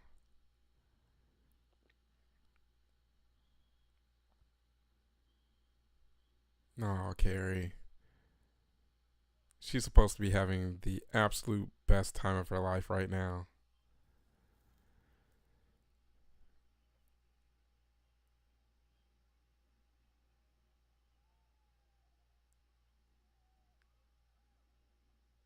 This is a masterclass on putting together tension in a film. Uh oh. Yes, I have seen that Brian De Palma doc, and it is fantastic. That's one of my favorite documentaries in regards to filmmakers, and it really made me appreciate him a bit more. I mean, I was always a fan, but a good documentary can put a lot of things in perspective that you didn't really know about some of your favorite directors.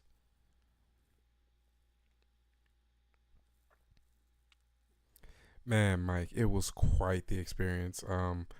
My only regret was that I had to go to bed, so I had to miss out on Abbott and Costello and also the creature from the Black Lagoon. So I wasn't able to see all of the films, but I'm very appreciative to see the ones that I did. Yes, they are making the Bride of Frankenstein.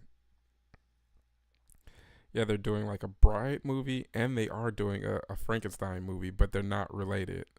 It's just one of those coincidences. So I'm looking forward to seeing both of them. I'm also really, really excited to see the Nosferatu film. I'm extremely excited for that Nosferatu film. That one looks like it's going to be great. They're all going to laugh at you. That's right, Mike. They're all going to laugh at you.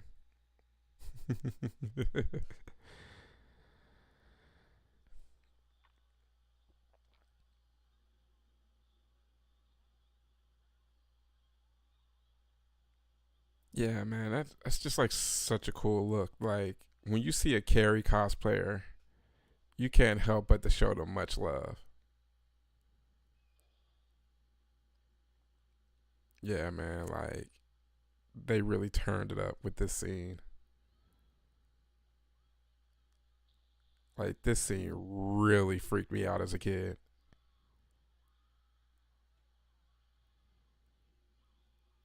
They really did a great job of showing the sheer panic. Yes, there's two Nosferatu films. Right. There's the Robert Eggers one, and then there's the one with Doug Jones. Right, right, yeah.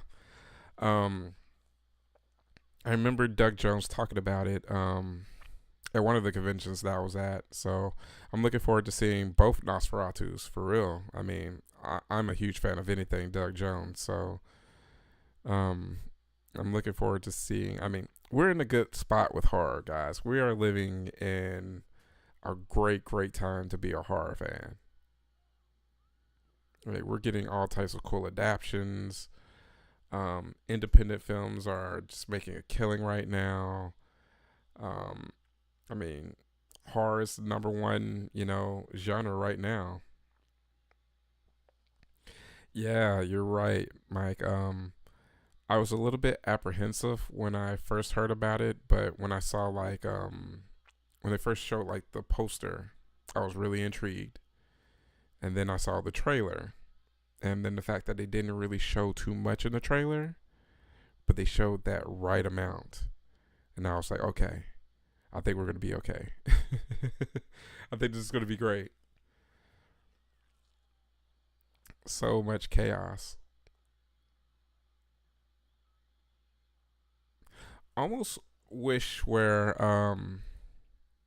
they did a great job with the budget of what they had, but you almost kind of wish you could see what Brian DePalma could have did with like the budgets that they have for today for this end part. It makes me think of like also like with Hellraiser 2, with the ending of Hellraiser 2, like if they had a bigger budget to really pull off and show what they would have wanted to, it's kind of like one of those what ifs for the genre. Oh, just such a great shot of her walking. Yeah, yeah, you're right. 2024 has crushed it this year. We've got some heavy hitters, and next year has some really good stuff as well. I want to see the Ryan Coogler, Michael B. Jordan film Sinners. That looks like that's going to be a very good vampire flick. And I like how that trailer also doesn't show too much. So that is one of the films that I'm very excited for in 2025. I think that was going to be an absolute banger.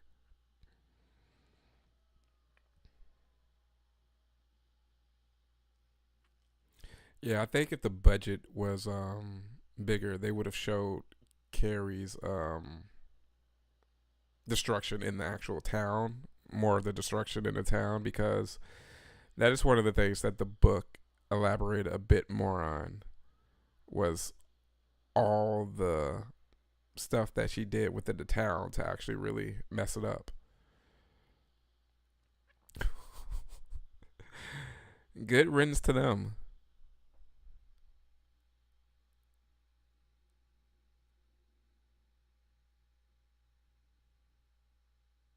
Oh, Carrie, now to go home.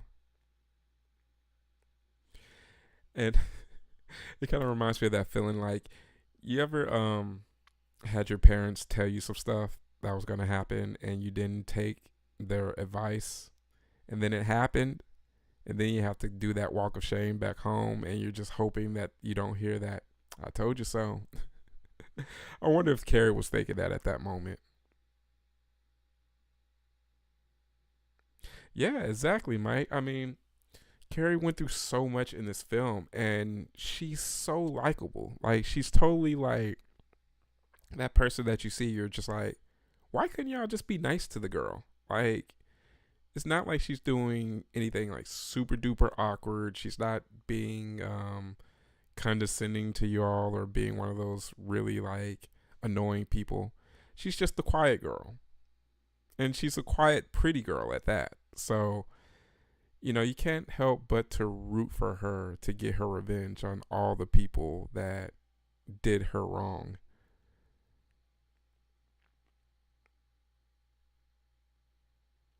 And the fact that, only few people were really in her corner. If they and you kind of really wonder like, hey, if they didn't pull that really crappy prank on her, what her life could have possibly been like. Like, yeah, her mom would have probably still been bat ish crazy, but at the same time, she was kind of getting the upper hand on her mom. She was really standing up for herself and everything. So she was going to be okay.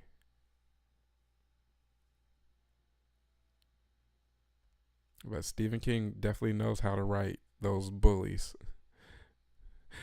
It really makes me wonder what bullies Stephen King had to deal with. Like, they obviously had to be greasers, because Stephen King has something against greasers. Like, with sometimes they come back, and also with like things of that nature. What greasers were in Maine that were causing havoc to young Stephen King?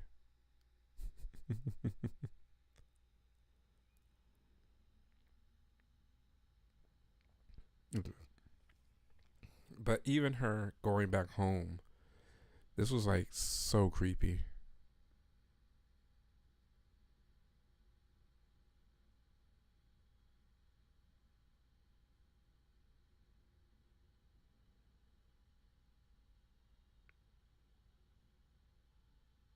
Yeah, I feel so sorry for Carrie because on the whole way home she's listening to or she has in her head, they're all going to laugh at you. You're all going to laugh at you. It's like, darn, my parents were right about this.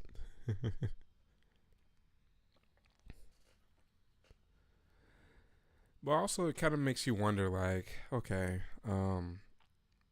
what was Mrs. White like in her younger days? Was she one of those very wild girls that had to kind of like learn not to be very trusting and such? Did she get pregnant young? Did she have to find religion then? What happened to Carrie's dad? But I'm very thankful that there's never been a Carrie prequel. It's one of those things in regards to like with certain stories, it's better to just probably just dwell on it in your head. And the answers that you'll come up with are probably a million times more interesting than whatever the creator would probably come up with, especially after a film or a story has been out for so long. I think that's what a lot of people ran into with like especially like the Star Wars prequels. Yeah, because I mean, we were left for so long to think, hey, what happened with Darth Vader? I mean, when he was Anakin Skywalker, and then you actually, get it, and you're just like, oh, pod races.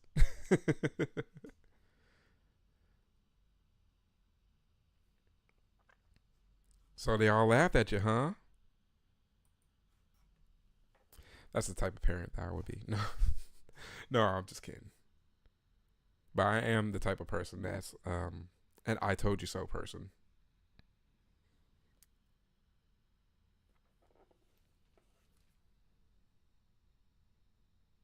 No.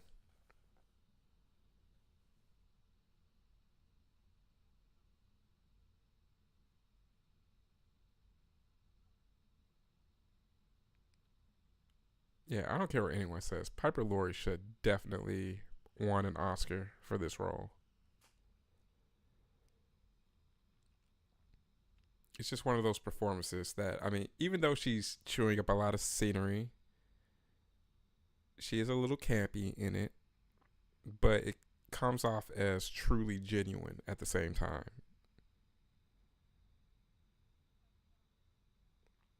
Hey, you're not the only one, Mike. We all sometimes forget about sometimes they come back, and sometimes for good reason. But I like sometimes they come back. It's just one of those stories, Like I say, it's one of those things with Stephen King and his qualities. Some, adaptations are better than others, but even with the ones that aren't so good, you kind of really enjoy them. Like for me, I love Maximum Overdrive. As bad as it could actually be, I love that film. I cannot get enough of Maximum Overdrive. And then you got, good schlock like Sleepwalkers and how awkward that movie is. Imagine watching that film with your mom. Yeah. My mom had to do some explaining in regards to Sleepwalkers to me as a kid. But yeah, Sissy Spacek, I mean, absolutely amazing in this role, Mike. And like you said, she absolutely killed it. But that goes back to me and, Oscar winners and horror, Horror has this way of like giving great actors their start. Sometimes you got to get your foot in the door, and horror is the perfect genre to do that and show your chops.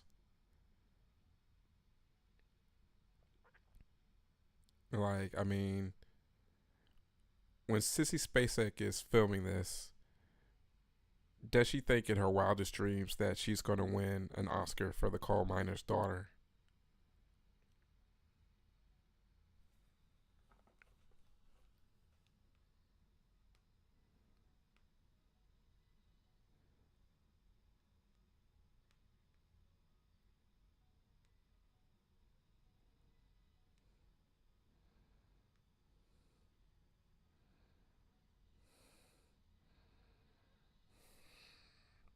Uh oh. Oh no.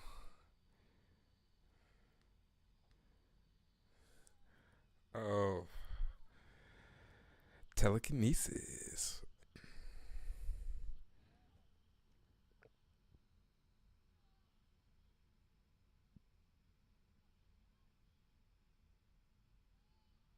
Yeah, this seems so crazy.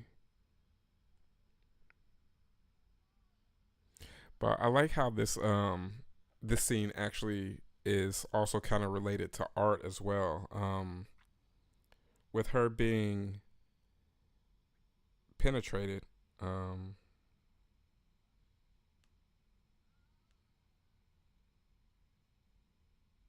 Hold on. Let me get my reference correct.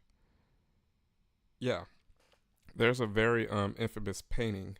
Well, not painting, sculpture called "The Ecstasy of Saint Teresa," where Saint Teresa is being penetrated by an angel's arrow, and she has this look of ecstasy on her face, which is pretty much almost the equivalent of like an orgasm.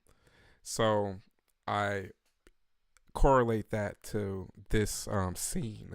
So if you guys ever Google the sculpture of the ecstasy of Saint Teresa, is very reminiscent of this part with Mrs. Wright being stabbed.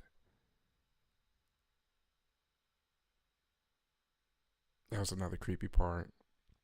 Also, a movie theater in your town is playing Creep Show. Oh, that's gonna be awesome, Mike. Where do you live, Mike? Where are you located?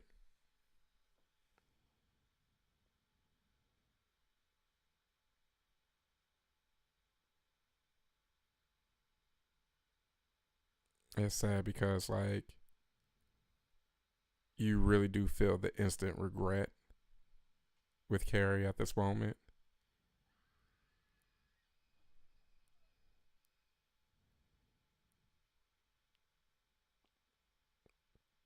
I mean, it's a great show of emotions, because she wanted to protect herself from her mother. And also, she probably at that moment thought, wow, I'm probably free of her. But at the same time, she was thinking, wow, this is like the only person that I have in my life.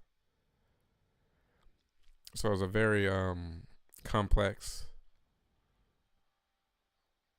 you know, display of emotions there.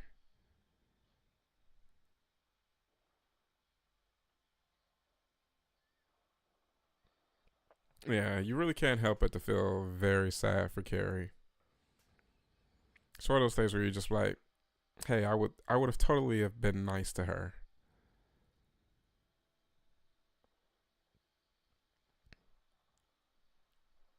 And I definitely would have been nice to Carrie. I was pretty fortunate in school. I was the guy that kind of got along with everyone in the school. Whether it was the jocks, popular kids, the nerds, the goths, um, the social outcasts, the stoners, um, the unfriendly black hotties. You'll get For those of you who get that reference, you're cool. But yeah, so I was pretty much cool with everyone. Even the kids that really didn't have many friends, I kind of like made sure I went out of my way to like make sure that I was cool with them. So shout outs to the people that do the same.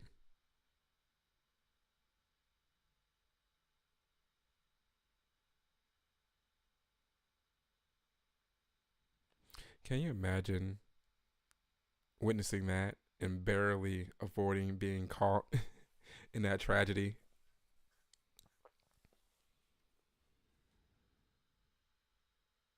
Yeah, I'd be making sure to get some good sleep too.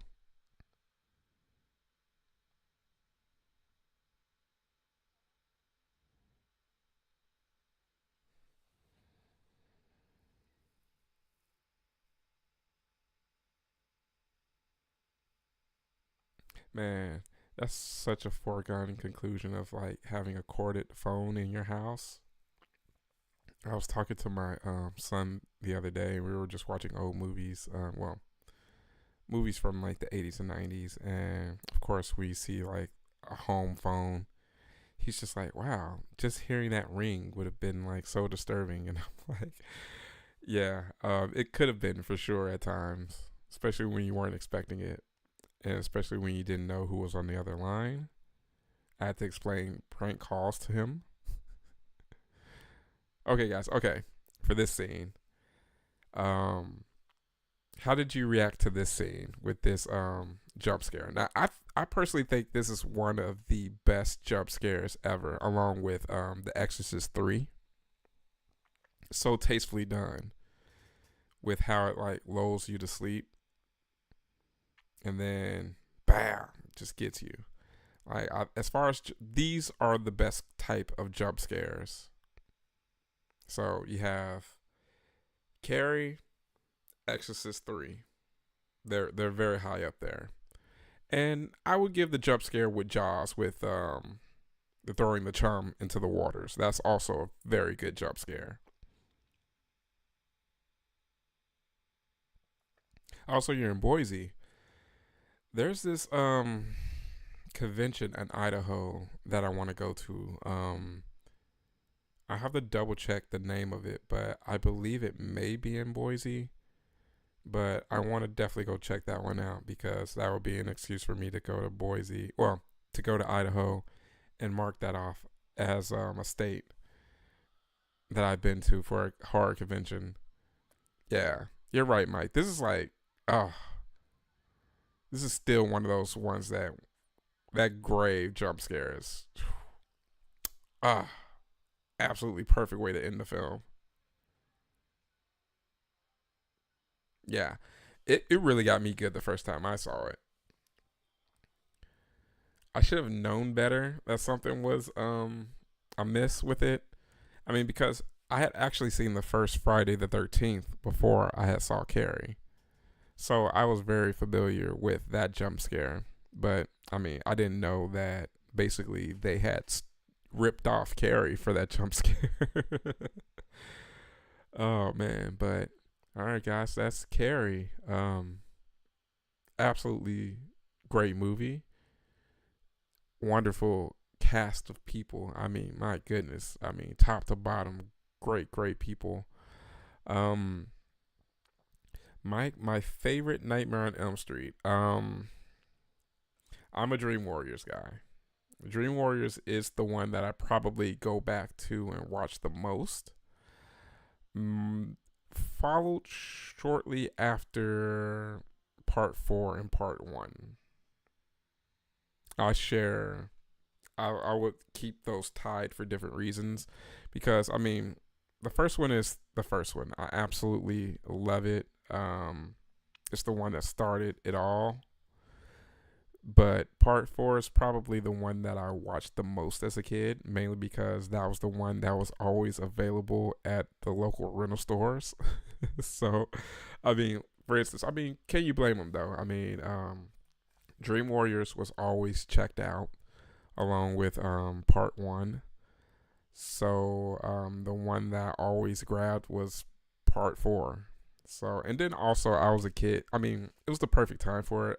Teenage Mutant Ninja Turtles, everything ninja related. So with the whole kung fu aspect of it, even though it was very terrible kung fu, but I would say Lisa Wilcox did very good in her scenes. But they kind of did her brother's scenes very very dirty with how they shot it.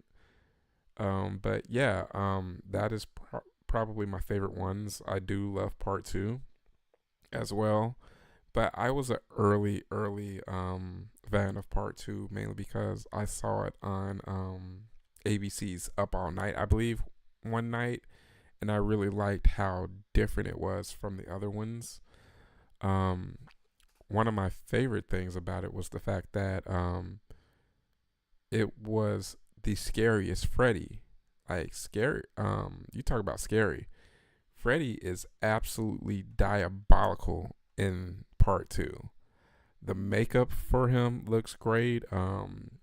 He's, I mean, absolutely so villainous in that role. So I give a lot of props to that. I'm not the biggest fan of part 5, but I do tolerate it. There were some very good, interesting shots in the film. Um, in regards to Freddy's Dead, I have a I love it more than I hate it. There's a bit of a love hate with it, but I love it way more than I hate it. I watched that one a lot as a kid as well because, like, of course, that one was always available to rent. So as someone that was really into, Lynch and Twin Peaks and things of that nature, I kind of saw what Rachel Talalay was trying to go with. So I do kind of like that really off the wall aspect of Freddy's Dead. And with Wes Craven's New Nightmare, I really enjoy how meta it was. I really didn't get it as a kid, but the older that I get or that I got to appreciate it way more, especially with its influence on Scream and how it led to Scream and how it led to the revival of horror through Wes Craven doing the whole meta thing again with Scream. Um, and with, of course, Kevin Williamson's script and everything of that nature. But it was definitely something to be very proud of as a Nightmare on Elm Street guy to know that Wes Craven changed the horror game twice. Once with A Nightmare on Elm Street and 2 times with Scream. So, that's just something that I was just really cool with for sure. But yeah, guys, I mean, again, thank you so much for hanging out with me tonight and watching the classic Carrie. It was very cool to check it out with y'all and chat and receive my first super chats. Again, thank you guys so much for your support. That means everything to me as a very small creator. I do a lot of what I do out of pocket. And this is stuff that I would do, anyway as a horror fan. But the fact that, I could do this and bring, you guys to the conventions, even if you're unable to be there, is a major, major thing for me. And the fact that I get to meet you all at the conventions, it's the best feeling in the world. I mean, to be able to meet those connections with you all. But yes, thank you so much, Bells. Thank you so much for hanging out with me tonight. I hope you have a great rest of your night as well.